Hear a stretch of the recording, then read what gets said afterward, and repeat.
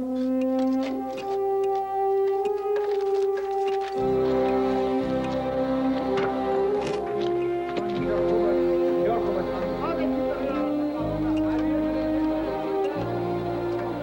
surveying the site of some ancient ruins, two young archaeologists, Derek and Margot, and their nomad friend, Moki, find themselves trapped and sinking in a whirling pool of sand.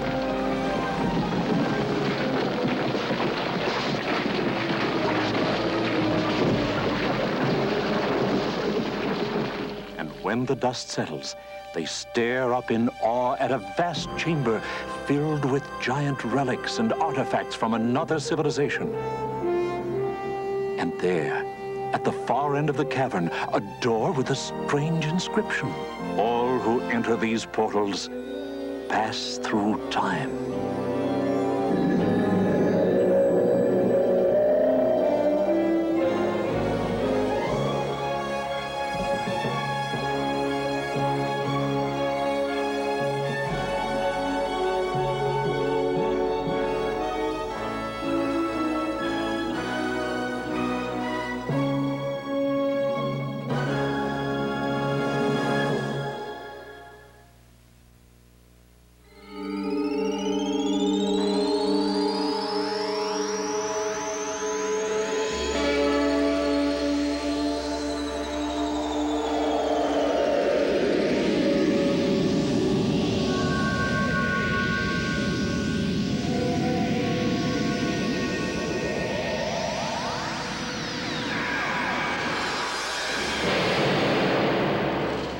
In the beginning, God created the heaven and the earth was formless and empty. And the Spirit of God was hovering over the waters. And God said, "Let there be light." And there was light. And God separated the light from the darkness and called the light day, and the darkness he called night.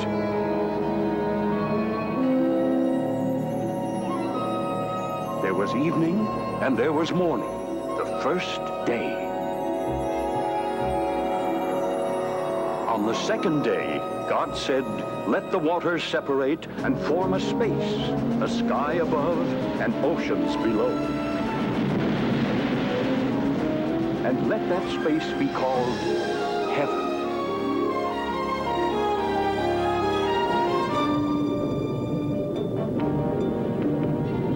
On the third day, God said, "Let the waters be gathered into one place, and let dry land appear."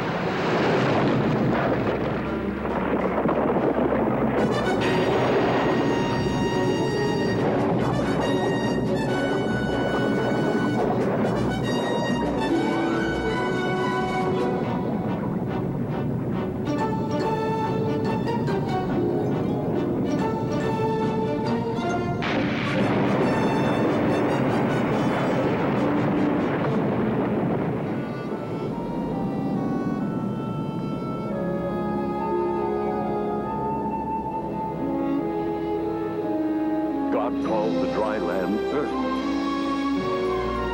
and the gathered waters he called seas, and he saw that it was good.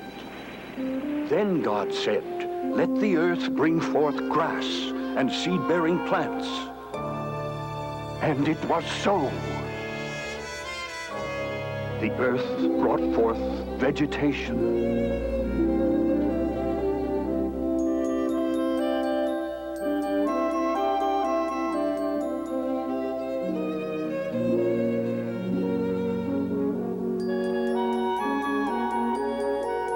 and God saw that it was good.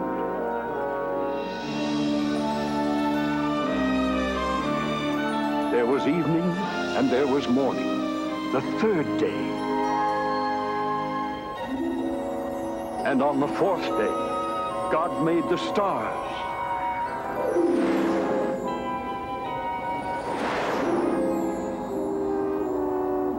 And he made the sun and the moon to divide day from night, and to mark the seasons and the years.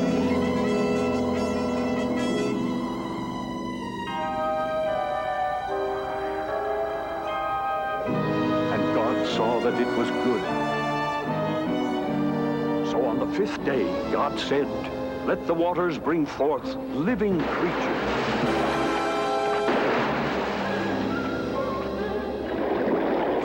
And there were great sea creatures and sea animals of all forms and shapes.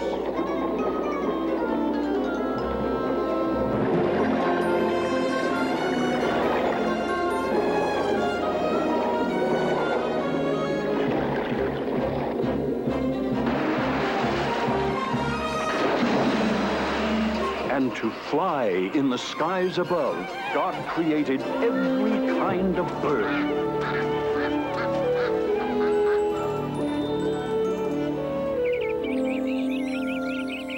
God saw that it was good. And on the 6th day, God made every kind of animal.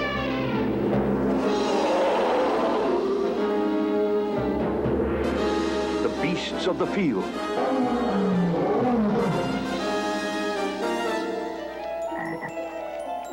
And everything that creeps upon the earth.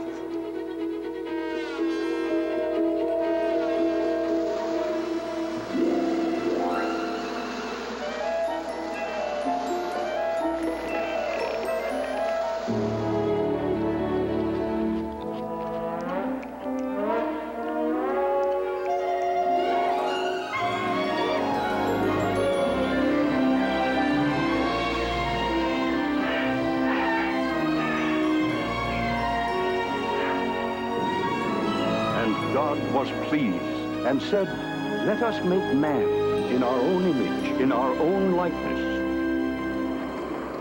And so, from the dust of the ground, God formed man and breathed into his nostrils the breath of life. Man became a living soul.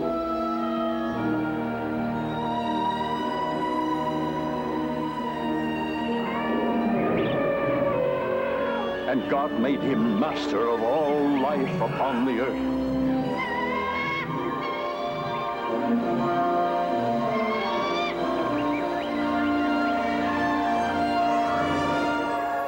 And on the 7th day, God rested, and he blessed that day and made it holy.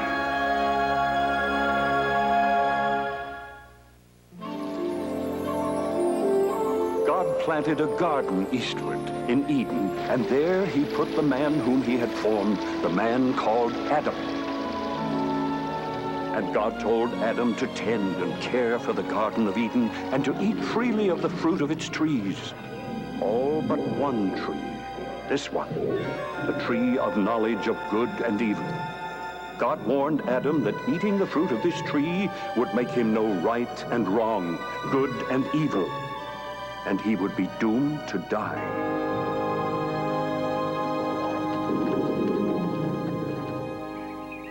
You there! Ooh, these apples look good. They should. I've grown these apples myself. Nothing but the best in my orchard. But maybe they're sour. Sour? My apples? Well, they're the sweetest apples in Nod. Who says? Here, try one.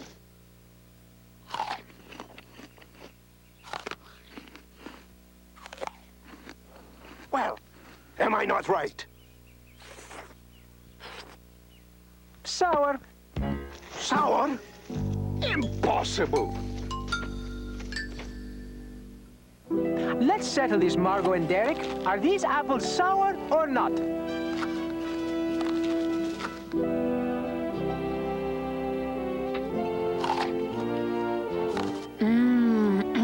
Delicious. The best apple I ever ate. Ah, you see, what did I tell you? Well, I've got to admit, I was wrong and you were right. I guess I showed him.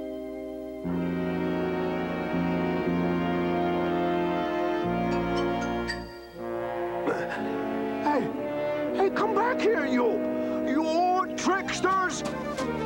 Come back here!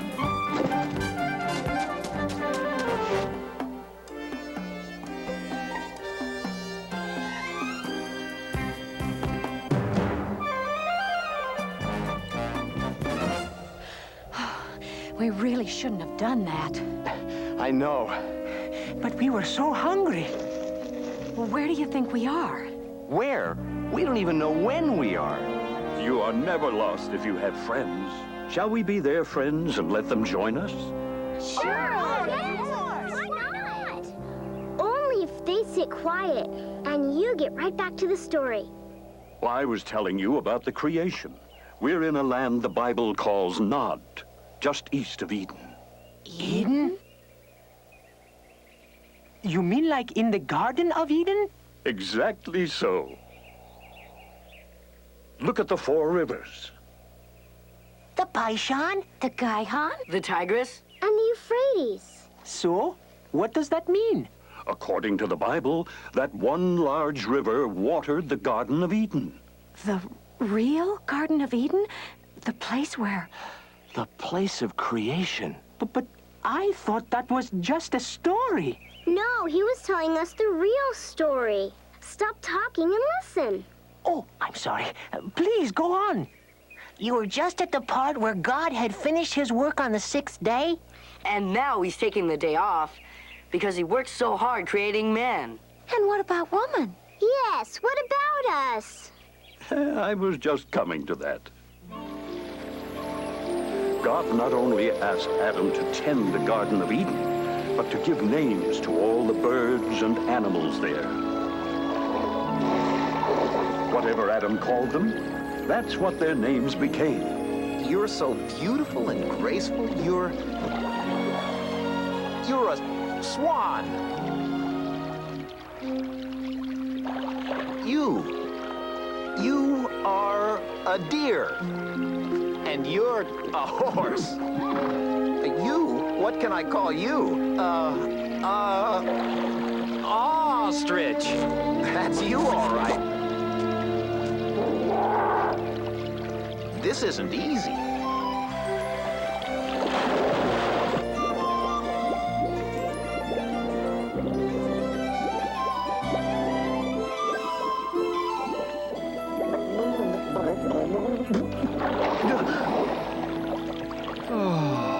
Largemouth bass, a smallmouth bass, and a rainbow trout. And you're a rabbit. And you're a fox.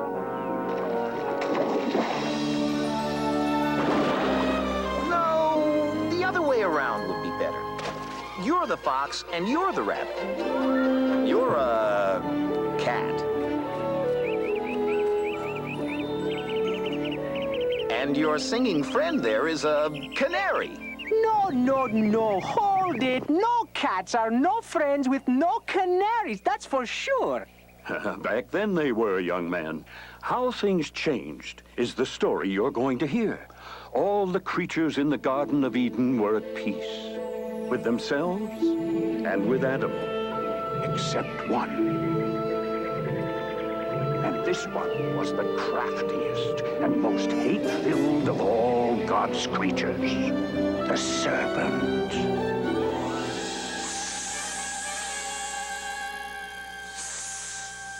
No, please, no. No, don't tell me anything about snakes or serpents. Ugh, they scare me. Ugh, I hate them more than anything. Many people feel the same way, Moki. Listen, and you'll find out why. While the serpent secretly observed Adam in the garden, God was watching him too.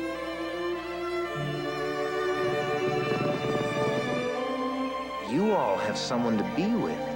One of your own kind. Adam had named all the animals and all the birds, but he had no companion, no one to help him. So God caused him to go into a deep sleep.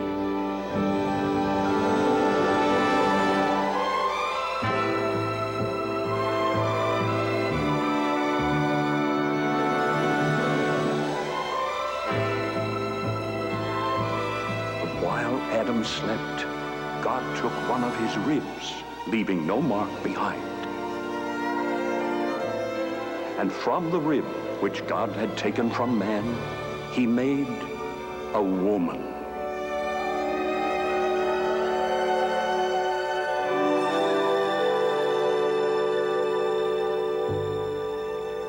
I am here to be with you. Now, at last, from my bones and my flesh, she shall be called woman, for she was taken out of man.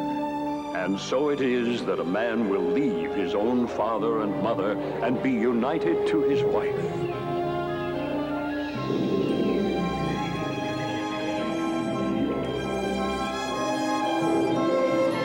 Like the animals, they were both naked, the man and his wife, and were not ashamed.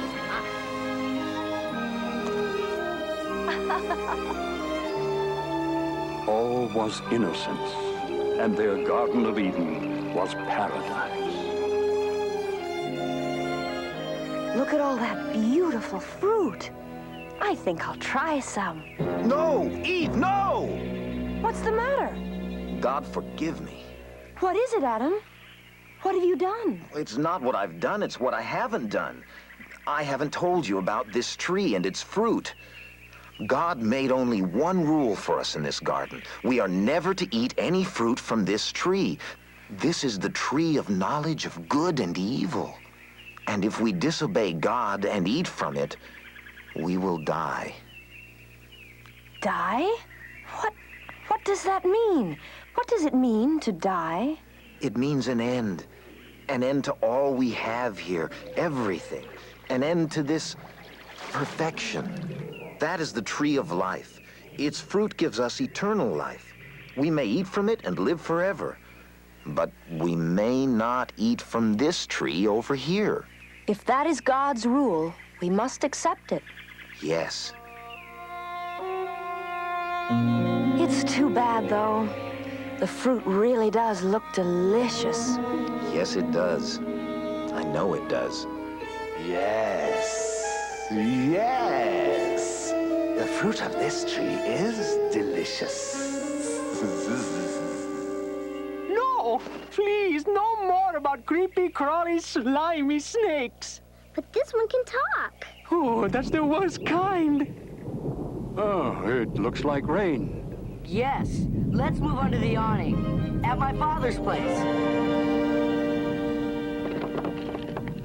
Father, have you seen Khalif? Seth, I told you. Khalif is your snake. He's your responsibility, not mine. Khalif, where are you? Oh, I hope he hasn't run off. Khalif! If you see him, I'll be with the storyteller. Here, for the storyteller and your friends. Oh, thank you, Father. Oh, I hate snakes. So, what else would my son have for a pet? Thank your father for us all, Seth. He is a generous man.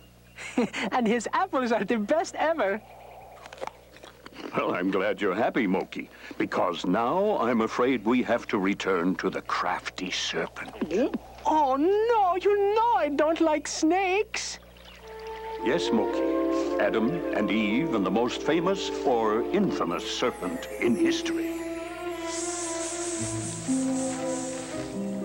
Oh! I'm sorry if I startled you. Where's Adam? He's, tending to the olive trees. Oh, but all your pretty fruit is bruised now. Come, I'll show you the sweetest delight in the garden as a surprise for Adam. Really? Come. All right. Here. But this is the one tree in the garden we cannot touch. This is the forbidden fruit. Did God really say you must not eat from any tree in the garden? Surely not. We may eat the fruit of any tree in the garden, except for the tree in the middle of the garden. God has forbidden us to either touch or eat the fruit of that tree, for if we do, we shall die. You believe that nonsense? Of course you will not die. God knows that as soon as you eat it, your eyes will be opened, and you and Adam will be like gods yourselves. you will know good and evil. The fruit here is truly beautiful. Oh, yes. It is.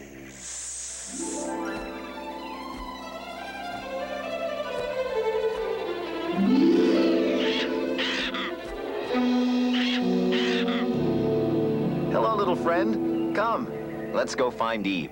Go ahead. Taste it. Find out for yourself. But Adam... Will be pleased.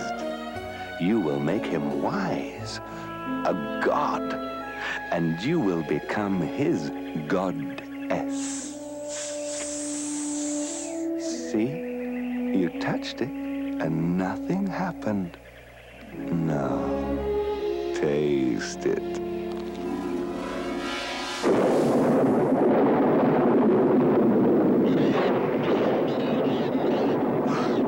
Something's wrong. It is extraordinary. Adam will be so pleased. I will? About what? About this. Take a bite. You'll love it. Well, it looks good. Yes.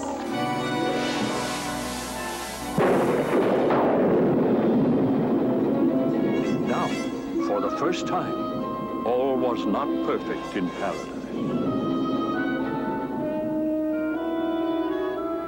Something's happened. Something's not right. I feel... Yes. I feel strange. Naked. Yes. So do I. The fruit. We ate the forbidden fruit. Quick! We must hide ourselves. But as the day grew toward evening, they heard the sound of God moving through the garden. Adam and Eve hid, afraid for what they had done. And from that moment forward, man has known good and evil. Adam and Eve made simple clothes for themselves from the fig leaves in the garden. So, what happens next? Go on. Oh, I can hardly wait. Khalif! You found my pet snake, Moki. Thanks. Thanks a lot. You're welcome. As I was saying, God called to Adam and Eve. Adam! Adam! Where are you?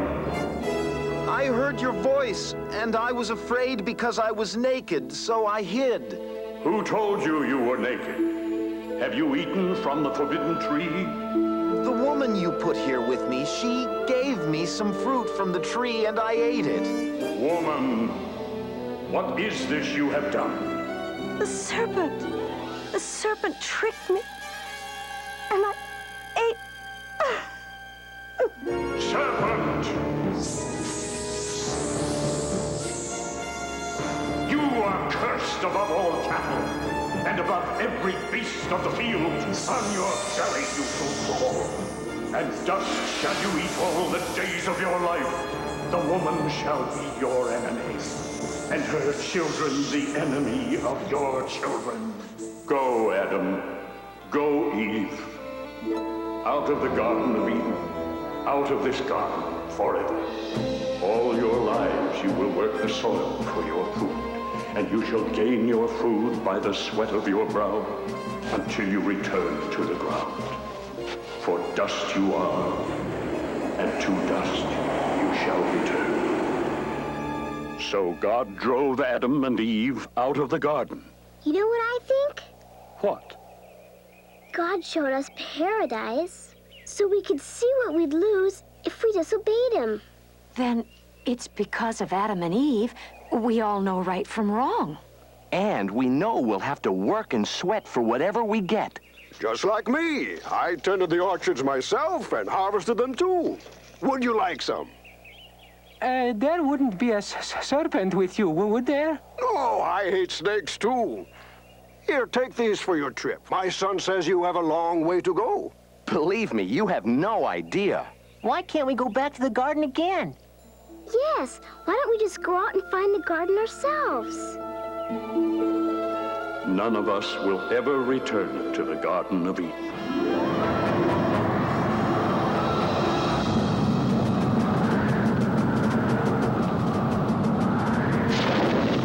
God's flaming sword.